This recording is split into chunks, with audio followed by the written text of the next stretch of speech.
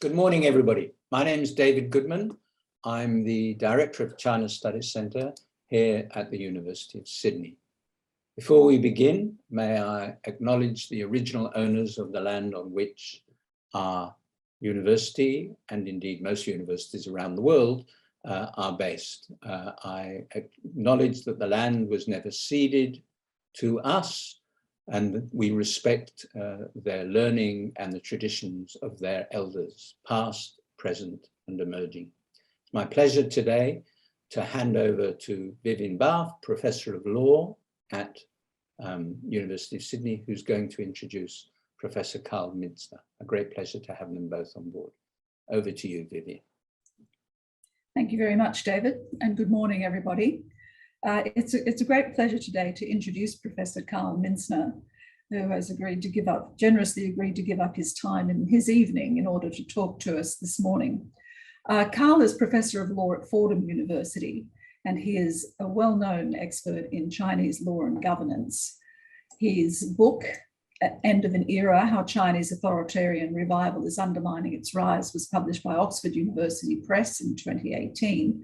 And he's also written in areas such as China after the Reform Era, the rise and fall of Chinese legal education, and my own personal favorite, China's Turn Against Law in the American Journal of Comparative Law, which was one of the first works to really start analyzing the change in direction of Chinese authorities in relation to legal reform, which up to that time had been extremely promising.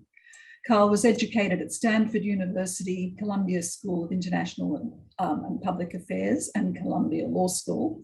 And I won't go on and on about what else he's done, because in fact, he's going to share some of that with us today. So today, Carl's going to talk to us for about 30 to 40 minutes on politics of China's demographic challenge. We'll then open it to questions and discussions.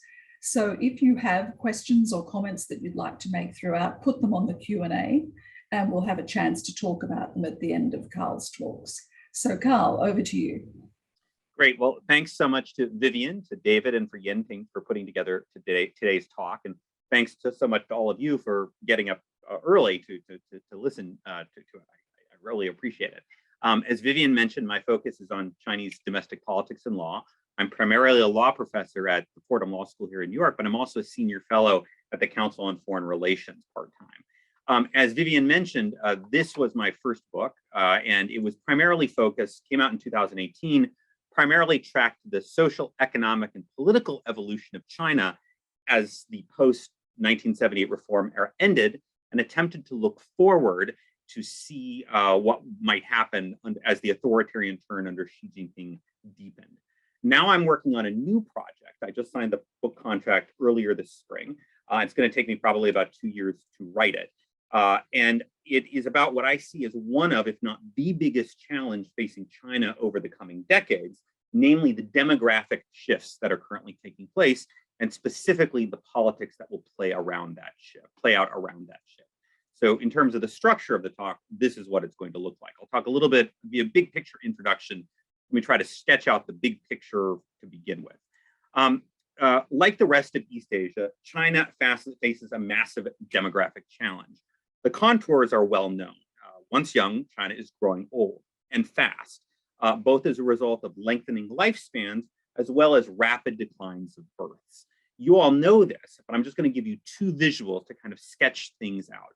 So the first, these are some UN statistics back in 2010. These were made about 10 years ago with respect to where China's population might go.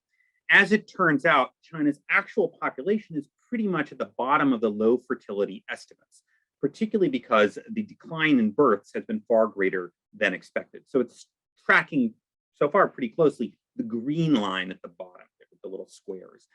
As a result, China's population is likely to start to decline next year, and its total population will probably be surpassed by India in the next year or two. This, of course, is not totally unique to China. Taiwan and South Korea both tipped over into negative population growth in 2020. And Japan, of course, hit this point back in about 2010, and its population is now dropping by over about 500,000 each year. It's worth noting, one more word about this, it's worth noting that disparity between the red line and the green line because many of the official numbers that you will see, including things from the United Nations as well as Chinese authorities themselves, still bake in estimates going forward that are based on more optimistic fertility assumptions. And it's important to keep in mind the idea that the challenges facing China could be much more severe than many people expect. And indeed, that's what's happened with China's neighbors, Taiwan and South Korea, who I also will be discussing in the book. The second feature that I'm going to, second slide I'll show you, is the aging phenomenon. The second feature that's taking place as China begins to, as the population shifts and moves forward, is rapid population aging. And of course, again, this is something that's happening worldwide. These are sort of the percentages of the population 65 years or older in a range of different countries. Currently, our classic mental image of a really old society is Japan, currently has about 30% of the population 65 years or older, and a median age of about 48 years old. But as these figures indicate, Taiwan and Korea are now on track to surpass Japan by the middle of this century. One of the reasons I like to use this particular chart is these figures are official ones from Taiwan, which do bake in the decline to ultra low fertility that both Taiwan and South Korea have experienced.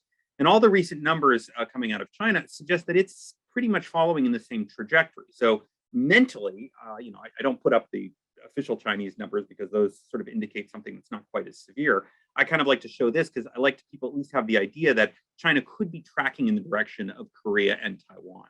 China is currently still a few years behind Taiwan and South Korea on this front. China's median age just surpassed the United States at about 38 years old.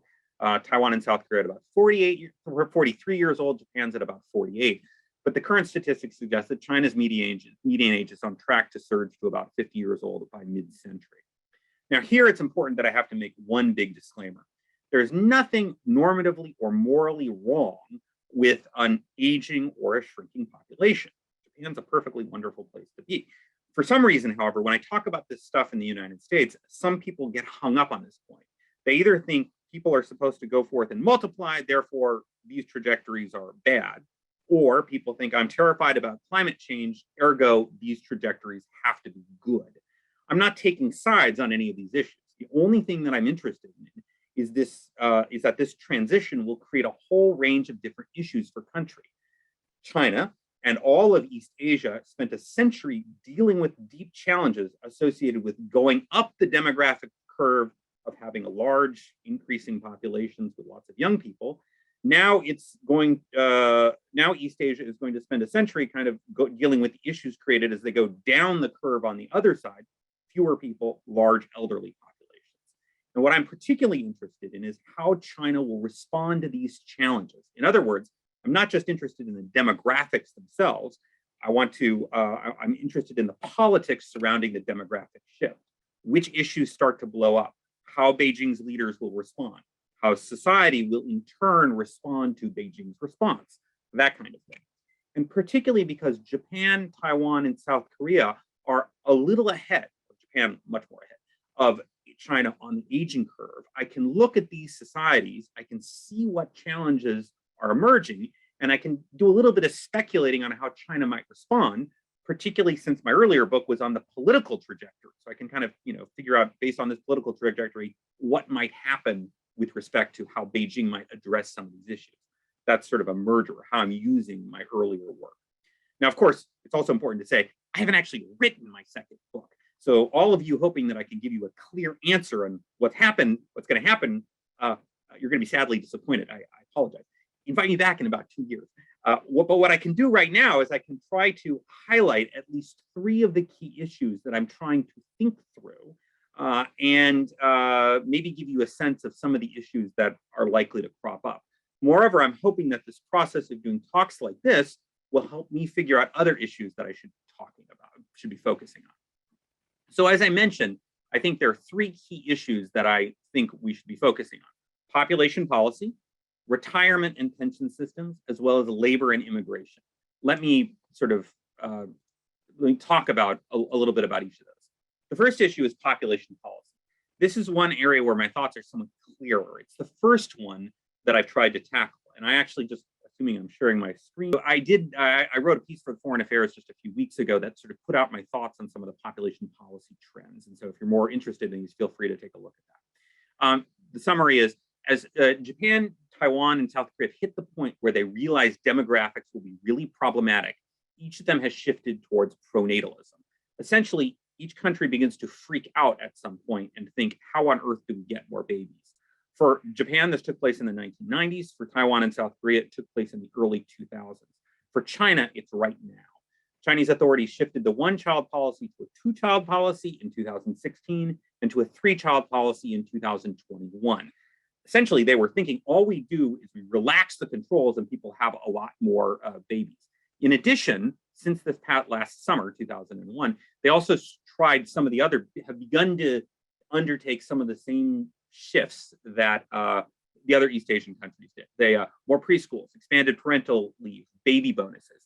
You see precisely the same types of things being rolled out in China since the summer of 2021, which in my estimation was precisely the time where Beijing began to really freak out about these issues. And so, for example, if you're trying to understand the crackdown on the entire private tutoring industry, that was one of the key steps that Chinese authorities took because they saw it as part of an expensive educational arms race that was deterring parents from having more children. The effect of these measures in the rest of East Asia was zilch. Flip to my, so I can show you this. Not only, the measures that Japan, South Korea, and Taiwan took didn't have a significant effect. Fertility rates in those societies have continued to plummet to the lowest in the world.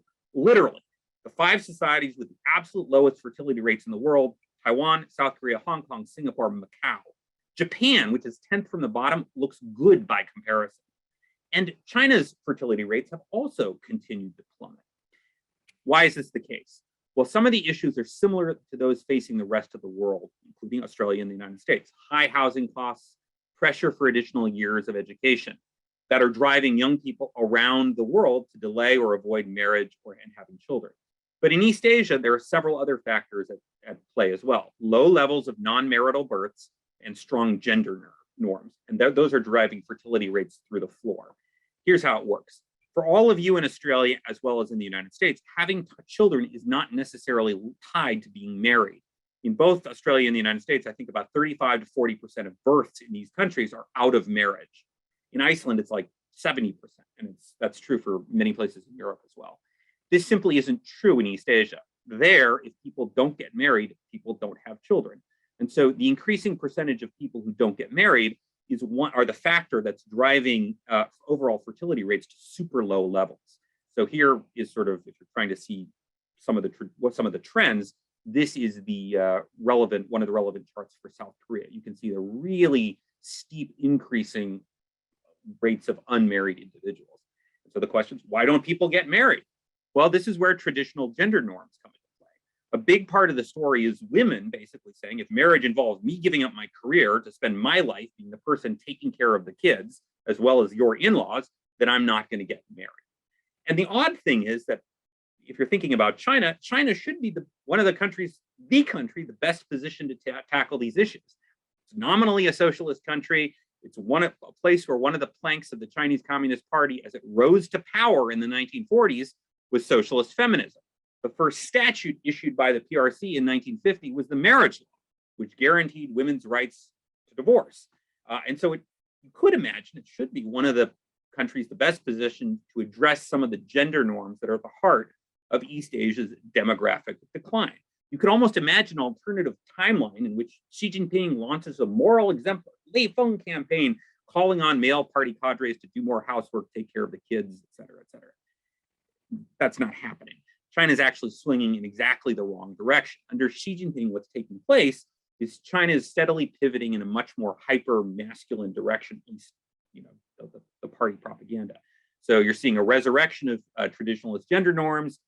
You're also seeing, my article goes into this in more depth, divorce approval ratings within the courts are falling because courts are being instructed to do everything they can to uphold families, not anger husbands who might attack judges if they get an adverse decision. And there's a new political campaign just since last year of Xi Jinping's speeches on family that is working its way through the Women's Federation, which is essentially directed at sort of remodeling I think, party propaganda with respect to the role of women. And consequently, what I'm particularly worried about in China is that not only will China's measures not work, just like they haven't worked in the rest of East Asia, but that it's possible that Beijing, in a fit of desperation, might start to launch an even more super aggressive pronatalist policy that will have dramatically bad effects on the entire country's demographic future, particularly on women's rights. I can spell this out in more detail if you're interested, but the key piece would be that I could imagine Chinese authorities starting to bake pronatalist fertility rates into cadre assessment policies in kind of the reverse manner that they did for anti-natalist policies during the era of the one-child policy. So raise your fertility rates. You, county party secretary, figure out what it takes to raise your fertility rates to address this problem. If that starts to happen, you could see a revival of sort of some of the abuses that characterize the one-child policy just in reverse. That's how you might start to see minimum age requirements for marriage being lowered, increased propaganda about family and motherhood rather than careers being fed into schools and directed at young women, and potentially the availability of abortion being curtailed. That's where all of you in Australia could start to have fun running your comparative analyses about how 21st century China and 21st century America, at least certain segments of it, are moving in the same direction. So for those of you interested in this, you should watch that. As you know, you guys in Australia can have a lot of fun comparing China as well as my own country. Okay, the second topic I think is worth thinking about for the long term is retirement and pension systems. And again, I'm only going to try to sketch out some of the issues and questions because again, this is something I'm just starting to work on. As societies age, obviously, the pension promises made to earlier generations start to become unsustainable. And Taiwan is, take it as an example. During Taiwan's period of authoritarian rule from the 1940s to the 1980s, nationalist authorities built out favorable pension systems for key groups of their own political supporters. That included teachers, civil servants, and ex-military. Only much later did Taiwan end up constructing something more like a universal retirement system covering the whole population. By the turn of the century, i.e. 2000, it had become clear that these discrete sectoral retirement systems were financially unstable and likely to go bankrupt. But there were decades-long delays in actually moving to reform them, precisely because of the political concerns involved. Indeed, when the current president of Taiwan, Tsai Ing-wen, who is a DPP party, Democratic Party, she's from the Democratic Party, when she moved to restructure these pension systems, one key reason politically that she was able to do so was because it disproportionately affected the political base of her rivals, the Nationalist Party.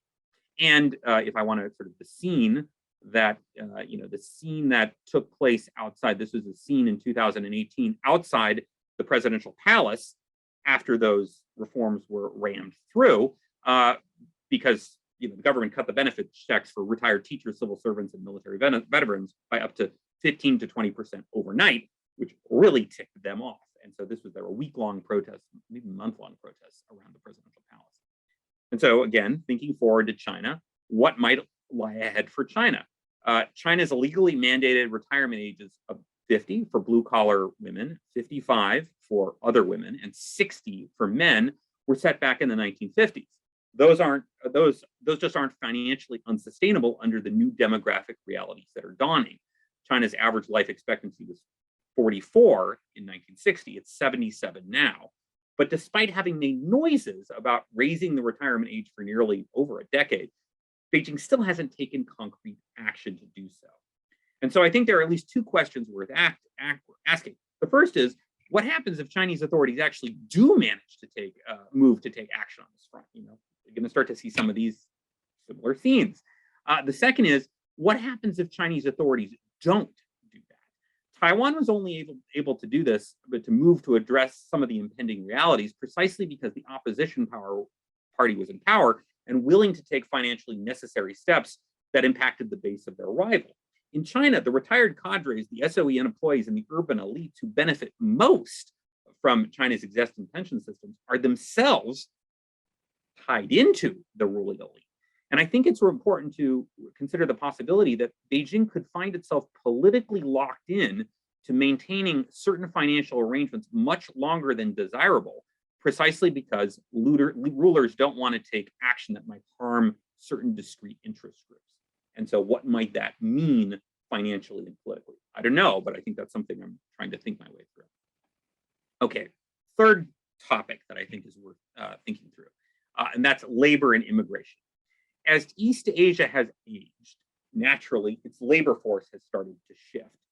So first, you have a decline in young workers. And specifically in the field with sort of thinking about immigration or labor flows, countries that have not been thought of as immigration destinations start to see an inflow of people. This is taking two major forms. The first consists of young people who come in on short-term labor contracts from less developed countries to fill blue-collar jobs left open by a decline in the youth workforce, or that are created by a rapidly aging population. Of course, they're not immigration in the way that many people in the US or Australia understand it. They're not citizens, they're not even on a path to citizenship, and they don't have the same legal rights as the rest of the population. So if you're looking for a rough way to conceptualize it, there's some similarities between migrant workers to the oil-rich Persian Gulf states. But these groups of people are emerging as a long-term component of Taiwanese, South Korean, and Japanese society. The numbers are not small. They're roughly 3 to 4% of the population. Here are the numbers from Taiwan. And what you can see is the surge in foreign residents. Back in 1990, it was just a handful of Americans and Japanese. But particularly by 2000, 2010, and 2018, you can see people coming from Japan, from Indonesia, from the Philippines, and Vietnam, who are starting to fill these low-wage jobs. What these consist of are primarily female domestic workers, generally from the Philippines or Indonesia, who are taking care of the elderly, as well as manufacturing or increasingly agricultural workers, generally male, from Vietnam or the Philippines, who are filling construction jobs.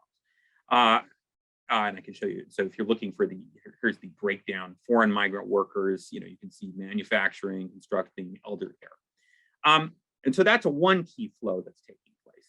And again, folks are on sort of short-term contracts, but as a population, this is sort of the contracts often get renewed, and so some people are physically there for a much longer period of time, and there's a permanent reliance on these labor flows to fill niches of the economy that just are otherwise going to go empty.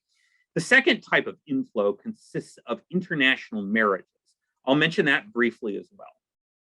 In both Taiwan and South Korea, one of the other phenomena that you started to see in the 1990s and the early 2000s was a trend of older, less educated, primarily rural men marrying foreign brides from the PRC. In South Korea, it was ethnic Korean coming into, but it was also Southeast Asia. So it's in Taiwan, it's obviously mainland Chinese PRC women, and in both societies, it's Southeast Asia women marrying in.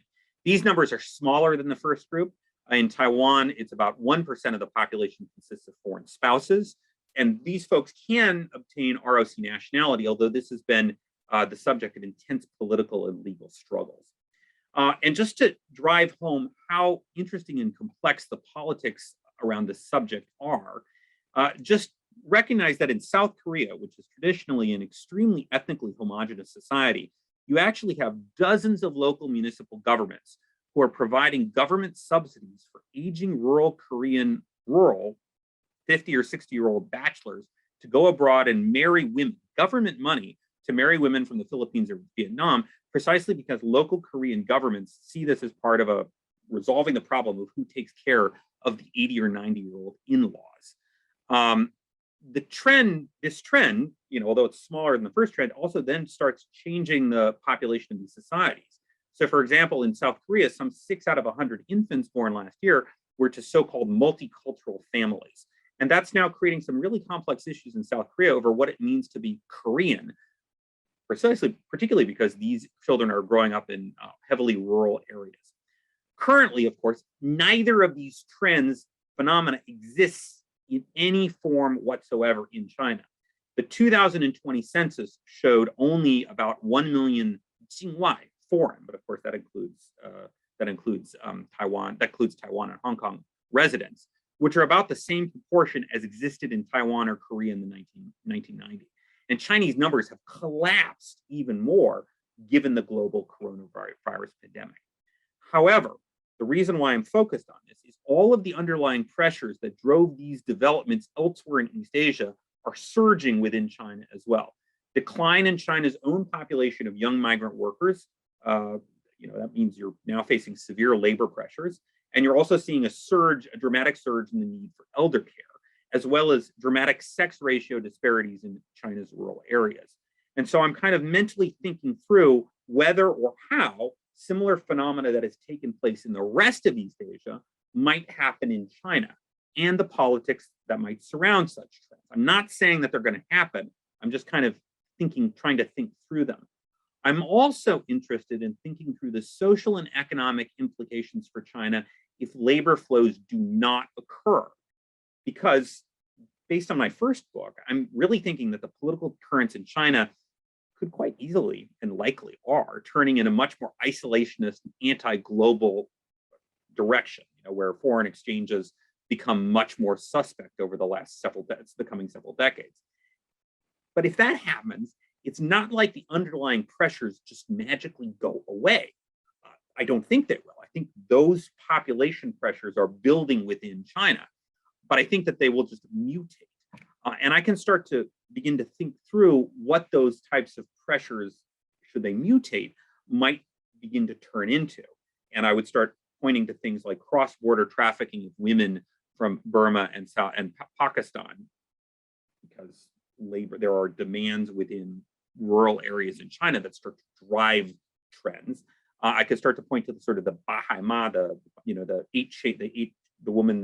was the incident in January of 2022, the chained woman case. And I could sort of point to those as the leading edge of problems that might start to blow up in the coming decades. Again, I'm happy to go into these in more detail if people are interested. So I want to leave a lot of time for questions and answers. The main takeaway that I'd like to leave you with as we move into the question and answer session is that I think China is going to confront some very serious challenges in the coming decades as a result of the demographic challenges that it'll be undergoing. And I think these challenges won't simply be demographic, they won't simply be economic, and they won't simply be social ones. They're going to be very deeply political ones as well, about society, about power, about how we want to respond to these challenges. And I think it's very important to think through these, and I'm going to take a stab at doing it. So with that, I'm happy to take whatever questions people might have. Thank you so much. Well, thank you very much, Carl. It certainly presented a whole lot of interesting issues to think about.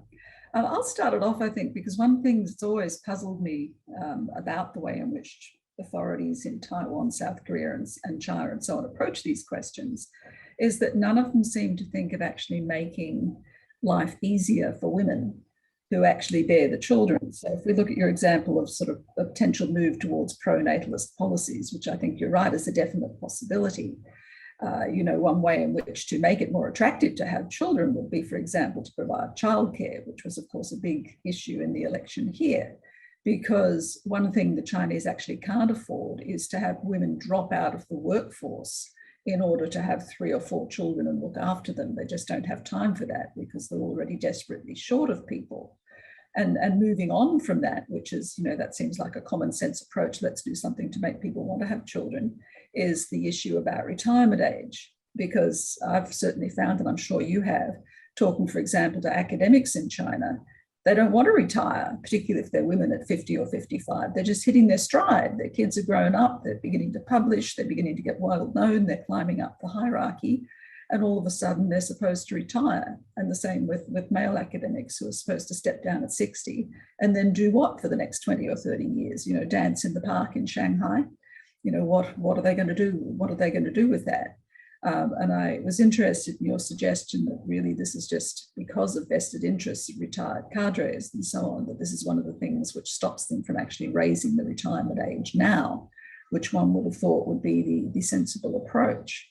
And just a final comment I'll make about your bride buying. I was reading an article not so long ago about buying of Vietnamese brides. And so I think that you're right, that that has already started. It's probably been going on for some time, and probably will become something which the authorities openly encourage, as opposed to just turning a blind eye to it. So I'll stop with my comments there. Why don't you respond to that? And I see we already have some questions beginning to come in on Q&A.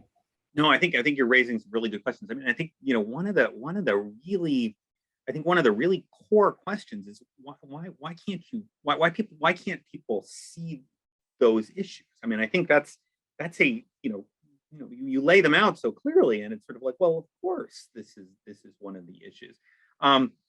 So of course, in the rest of East Asia, I mean, these are issues that Japan, countries that have, democratic societies that have open discussion and have voices raised, they've been confronting these issues for a long time. And the interesting thing is, even there, the entrenched societal norms can be so strong, corporate culture that insists that sort of, you devote yourself to the firm, that even if you give, one of the statistics I used in the book, or in one of the article, was that Japan and Sweden both have, some of the best paternity leaves systems in the world, and like close to 90% of Swedish fathers take it, but only 9 or 10% of Japanese fathers do. And that's not a political issue. It's that society itself is structured in a particular way that just men who do want to take it end up getting, in some cases, discriminated against.